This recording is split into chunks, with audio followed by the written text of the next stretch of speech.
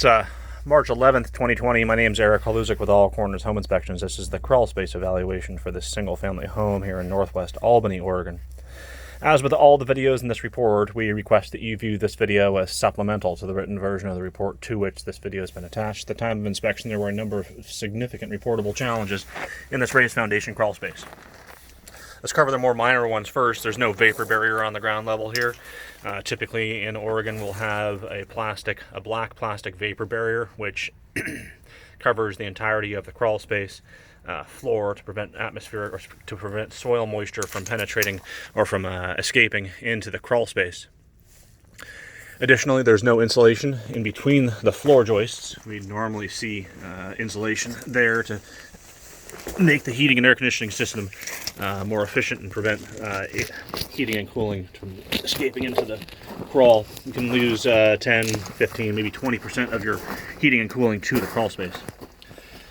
Moving to the more significant challenges, there is a stem wall at the sort of the middle of the structure, and this stem wall is in poor condition. You have significant cracks, V-shaped cracks, all along this portion of the stem wall, and fairly sizable crack at the very top. You got about a ½ an inch at the top and about an eighth of an inch at the bottom. The footer is completely exposed. We're actually able to slide our hand and then a tape measure to the full depth, about a foot underneath underneath that footer at a number of locations.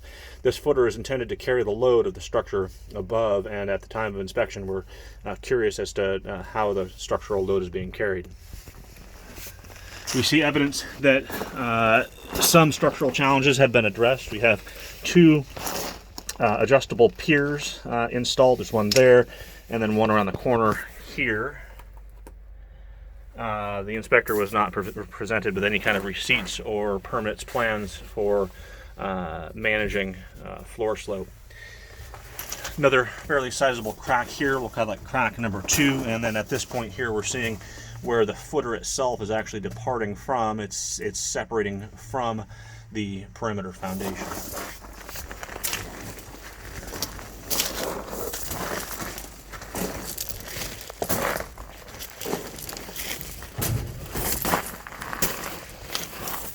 This is the crawl space entrance, just to give you some orientation, give you some sense for where we currently are.